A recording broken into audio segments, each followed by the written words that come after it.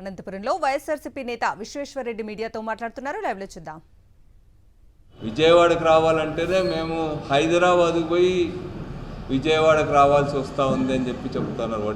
ఈయనెవరు minister గారు గంటా శ్రీనివాసరావు లాంటి వాళ్ళే. అది అనుభవం, వాస్తవం కూడా అది. అట్లాంటప్పుడు అక్కడ విమానాశ్రయం నిర్మించి అక్కడ 30,000 ఎకరాలు సేకరించాలనేటువంటి నిర్ణయం అత్యంత దురదృష్టకరమైంది. ఈరోజు చంద్రబాబు నాయుడు గారు కీర్తి కాంక్షతో రాష్ట్రాన్ని భ్రష్టు పట్టిస్తూ ఉన్నాడు. ఆయన అన్నయాయులకి, తన అస్మదీయులకి, వాళ్ళందరికీ కూడా కోట్ల రూపాయలు వాళ్ళ కట్టబెట్టడానికి ఈరోజు ఈ మెగా సిటీ పేరు మీద ఇదంతా కూడా నిర్వహిస్తున్నారు. అక్కడ టెండర్లు జరుగుతున్నటువంటి తీరు కానీ, లేకపోతే రింగ్ రోడ్లకి, లేకపోతే రోడ్స్కి ఖర్చు పెడుతున్నటువంటి చదరపు కిలోమీటర్లకు 64 కోట్లు, 60 కోట్ల రూపాయలు ఖర్చు పెడుతున్నది. ఇవన్నీ కూడా చూస్తూ ఉంటే ఇదొక పెద్ద అవినీతికి ఒక చిరునామాగా మారేటువంటి ప్రమాదం కనిపిస్తూ ఉంది ఈరోజంతా కూడా.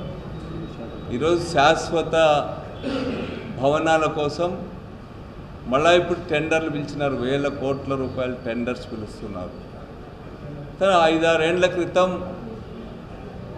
తాత్కాలిక అసెంబ్లీ కోసం, తాత్కాలిక సచివాలయం కోసం, లేకపోతే తాత్కాలిక హైకోర్టు కోసం 1000 కోట్లు ఖర్చు పెట్టినారు. అప్పుడు ఎందుకు తాత్కాలిక భవనాల కోసం అన్ని 1000 కోట్ల రూపాయలు ఖర్చు పెట్టాల్సి వచ్చింది? ఇప్పుడు మళ్ళీ శాశ్వత భవనాల పేరు మీద దేశంలోనే కాదు ఎక్కడ లేని విధంగా చదరపు అడుక్కి ఈరోజు మీరు ఇస్తున్నటువంటి రేట్స్ చూస్తూ ఉంటే విస్తుపోతూ ఉన్నారు. ఇంత బరి తెగింపు కార్యక్రమం ఎక్కడ కూడా మనం చూడమన్నమాట. ఈరోజు ఒకవైపు చెప్తా ఉన్నాడు, రాష్ట్రంలో తాను ఇచ్చినటువంటి హామీల్ని సూపర్ 6 నెరవేర్చాలంటేనే భయం వేస్తూ ఉంది. రాష్ట్ర ఆర్థిక పరిస్థితి అగమ్యగోచరంగా ఉంది, చాలా దారుణంగా ఉందని చెప్పి అప్పుల గురించి తప్పుడు లెక్కలు చెప్పి ప్రజల అటెన్షన్ని డైవర్ట్ చేయడానికి ప్రయత్నం చేస్తూ ఉన్నారు. ఇప్పటికీ 11 నెలలు కావస్తూ ఉన్నా కూడా ఒక్క పథకాన్ని కూడా రాష్ట్ర ప్రభుత్వం పూర్తి స్థాయిలో అమలుపరిచినటువంటి పాపాన బోలా. ఈరోజు సూపర్ 6 పథకాలన్నిటి కోసం ప్రజలు తీవ్రంగా ఎదురు చూస్తూ ఉన్నారు. ప్రజల్లో ఇప్పటికే ఈ 10 నెలల కాలంలోనే ఈ కూటమి ప్రభుత్వం పట్ల తీవ్రమైనటువంటి అసమ్మతి, వ్యతిరేకత స్టార్ట్ అయిందని చెప్తా ఉన్నారు.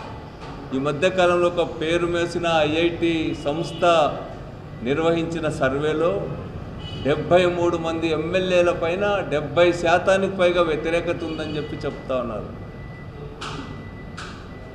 ఈ గవర్నమెంట్ పట్ల, ఈ శాసనసభ్యుల పట్ల, ఈ పథకాల అమలు తీరు పట్ల, రాష్ట్రం ప్రభుత్వం పట్ల తీవ్రమైనటువంటి ప్రజా వ్యతిరేకత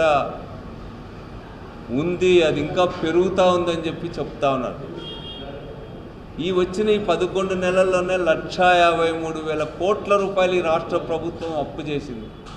ఏం చేశారు? ఎవరికి ఇచ్చిన ఉద్యోగుల హామీలు నెరవేర్చినారా? లేకపోతే సూపర్ 6 హామీలు పేద విద్యార్థుల కోసం, లేకపోతే ఇతరుల మహిళల కోసం ఇచ్చినటువంటి ఒక్క హామీనైనా అమలు పరిచారా అని చెప్పి నేను అడుగుతా ఉన్నా. విచ్చలవిడిగా అడిగేవాడు లేడన్నట్టుగా, ఈరోజు రాష్ట్రం అంటే అమరావతి అన్నట్టుగా అమరావతి చుట్టే రాష్ట్ర రాజకీయాలని ఈరోజు తిప్పుతూ ఉన్నారు. వాళ్ళకి సంబంధించినటువంటి ప్రచార సాధన. ఆ అమరావతి తప్ప ఈ రాష్ట్రంలో ఇంకే జిల్లాలు లేవా? వేల మంది రైతులు ఈరోజు పండించిన పంటకు ధర లేదని చెప్పి అలమటించిపోతూ ఉన్నారు. ఈరోజు కందులు బ్రహ్మాండంగా పండిన అనంతపురం జిల్లాలో రాయచూర్కి, అక్కడెక్కడ గుల్బర్గాకి వేసుకుపోయి అమ్ముకొచ్చుకుంటూ ఉన్నారు నష్టానికి. ఈరోజు మిర్చి ధర పొలాల్లోనే మగ్గిపోతూ ఉంది, కొనేటువంటి నాథుడు లేడు. ఈరోజు చీనీ రైతులు బాధపడుతూ ఉన్నారు.